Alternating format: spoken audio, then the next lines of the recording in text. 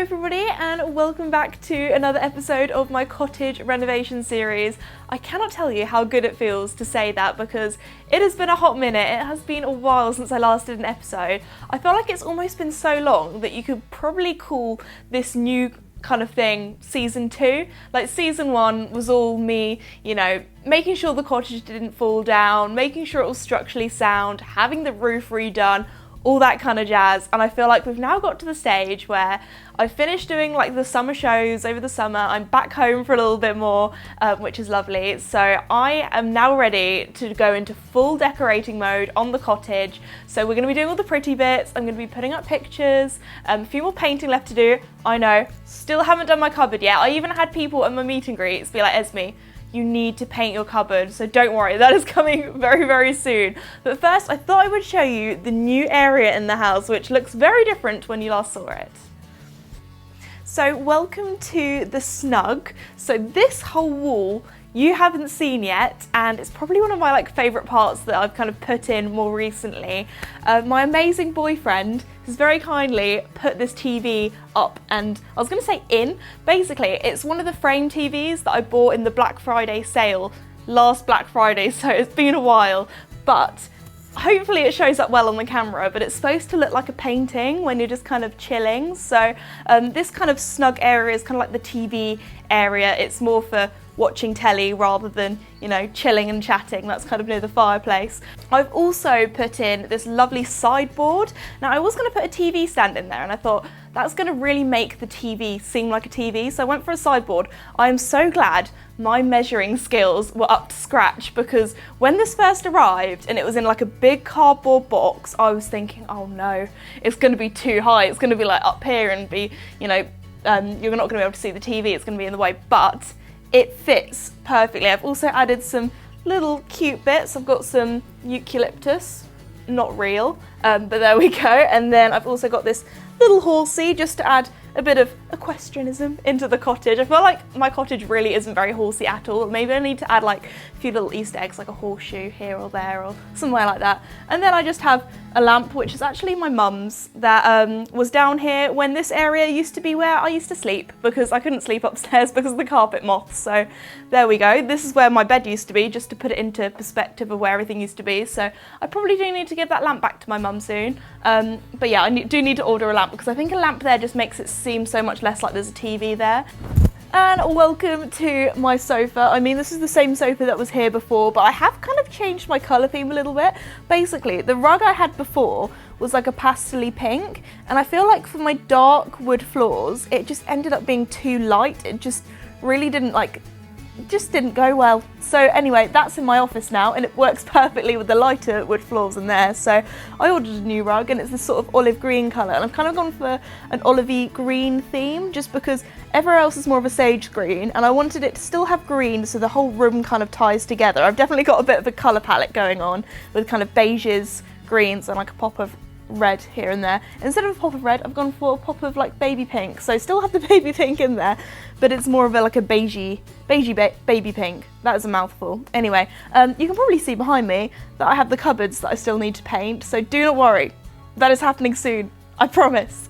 I might actually today take the cupboard doors off and like prep them and get them all ready. But anyway, I've been loving this little area here where I can sort of sit, watch TV, and also having the it just looks like everything's coming together.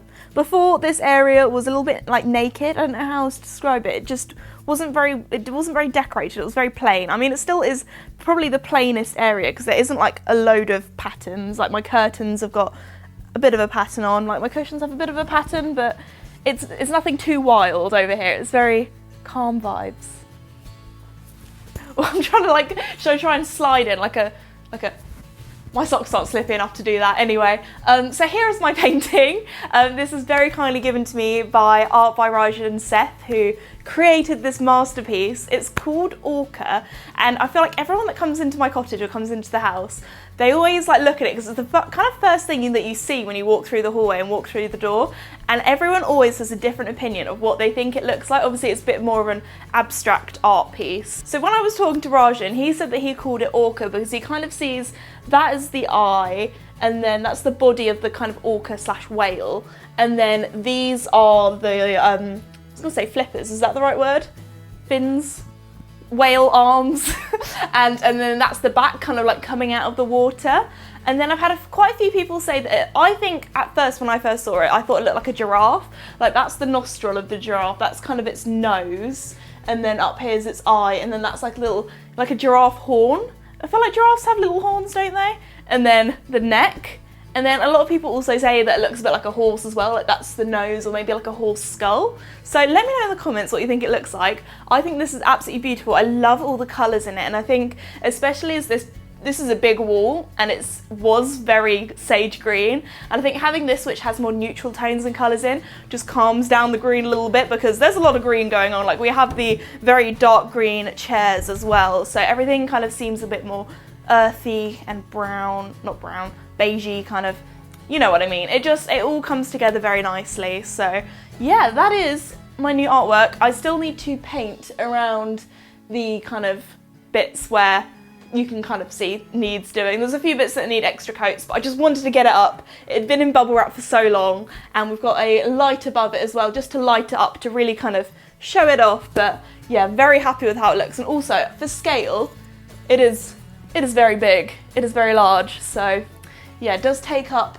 a good bit of wall space. We actually had bits of tape on this wall for ages, so when we installed the light we would know exactly where the painting was going to go. So for a while this wall had holes in and just bits of yellow tape on, so it's looking a lot prettier now, that is safe to say. But you might be thinking, Esme, everything's really coming together in the cottage, and I feel like downstairs, apart from the cupboards that need painting, is almost 100% done. Like I'm really happy with how it's going, but outside in the garden, ooh, we have a big project coming, so let me show you. But wait. I've just realised that, looking at it, I feel like it looks a little bit like Duke, or maybe like a bull. Like these are the ears coming out like this dark area here, and that's his little face, and then maybe that's his eye. I don't know, let me know what you think. I feel like that could almost be Duke, or a bull, because those are like kind of like horns, or it could be Duke's ears when he kind of gets confused and goes, Wah. Anyway, to the garden.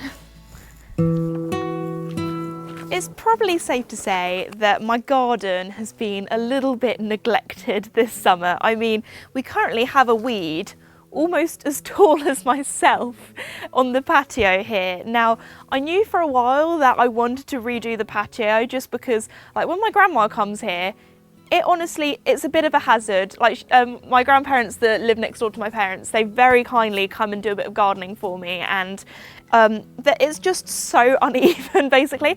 I didn't know this at all. I've had so many builders and things come and look at the house, but actually my friend's dad, who's going to do the patio, he was saying how he thinks this like raised bit, which I've always thought was a bit strange how this bit was a bit higher, they think that this used to be a fish pond and then they filled it in, and that's why it's kind of so wonky, as over time it's kind of sunk in.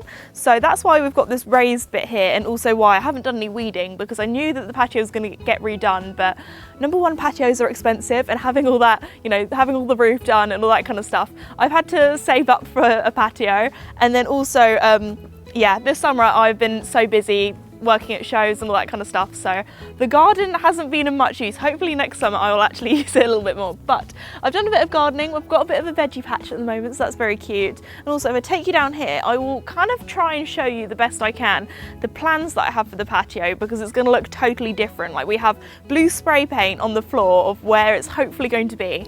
So for this next bit, you're going to have to use your imagination, although I do have some plans that I can hopefully pop up on screen, so you'll be able to tell a little bit more what's happening. But anyway, along this kind of spray painted line here is going to be the kind of patio extension. So what I'm doing is I'm basically moving the patio back a little bit, and then I'm going to put some more shrubbery bushes up here. So this is where the kind of, it's going to be a circle actually, so this is where the end of the circle, then it kind of goes through here, but obviously haven't spray painted the old tables or the cafe that we have over there.